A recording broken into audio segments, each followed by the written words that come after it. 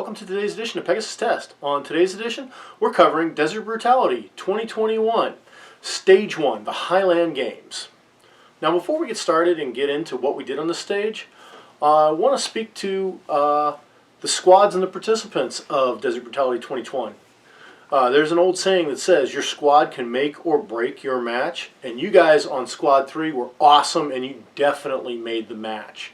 You guys showed up on time to every stage.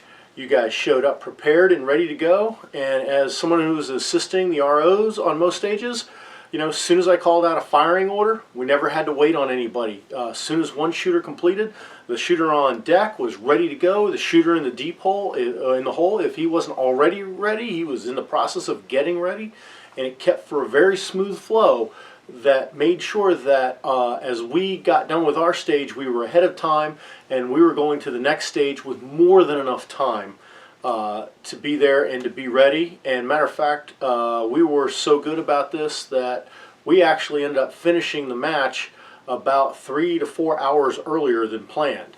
And it just made everything run so smoothly. So great kudos to Squad 3 and the rest of the competitors at Desert Brutality, because I heard this was a very common theme throughout the match. Now let's get into what was happening here at the Highland Games. This is a stage that you walk up upon and you go, huh, not much going on here. Because what do you see? You see two targets, one at about 50 meters, one at about 100 meters. You see a table and a sawhorse. And of course a kettlebell. And you're like, oh, not much happening here. But this stage turned out to be kind of the sleeper stage of the match, to quote the RO, because this one was a whole lot harder than it looked. So what did you have to do? Well, you started out on the right side of the sawhorse and you engaged the pistol target, which I said is about 50 yards away. Got a hit, grounded your pistol onto a barrel, picked up the kettlebell, lifted it over the sawhorse, and the sawhorse came up to about this high on you. So it wasn't a standard low one you'd have at a construction site. It was higher than normal. And you just dropped it over the other side of the sawhorse. You didn't have to throw it, you didn't have to chuck it, you didn't have to do anything. Just pick it up and drop it over. Now it was a 54-pound kettlebell, to be fair, but you know, it was definitely in the realm of doable. And then you walked around the sawhorse, picked up your rifle off the table, and engaged the 100-yard target. Now, a little bit about the targets. The 50-yard target was a full-size IPSC for your pistol. But that 100-yard target was just an A zone. So, just this area right in here. And you could only shoot at it with your rifle offhand. And while I assumed that would be easy, it turned out to be a whole lot harder than you think. Let's go ahead and look at the stage video here, and we'll talk about it on the other side. But nobody makes a 12-round mag. Even a follower. Hit! There we go. Nice. Starting off strong. Let's go now. We had 5 out of 9, and then the guy, we had 1 not show up, and then we had a DQ. Or we had 6, technically, to start. We had a no-show and then a DQ.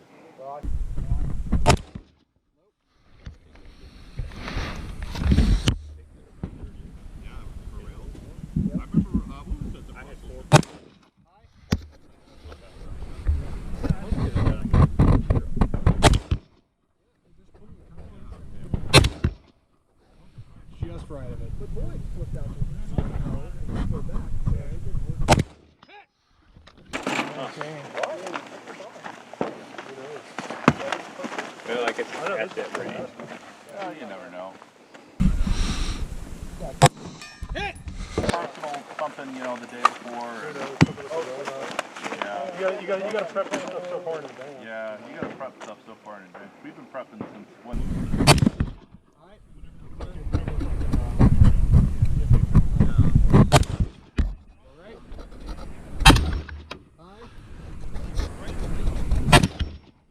Come on. Deep breath. I need to get.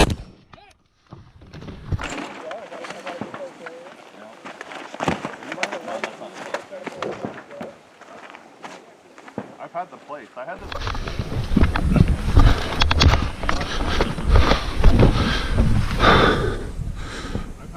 I had this place. Hit!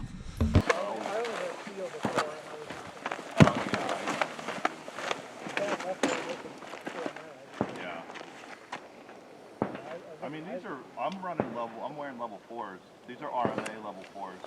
And they're like 6 and 6.5, 6.4 something pounds. The ring is cut. They don't fall. Low. Right.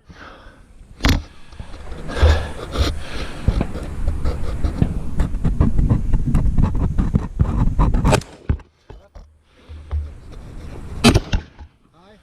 Yeah, the other has to go out the 10s, yeah. Good hit. Okay, these are like they look like a not safe green, but the kind of green green.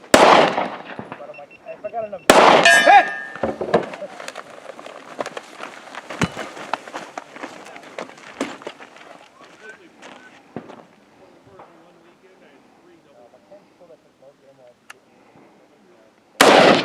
Right. Yeah, ball. We ball so. Right.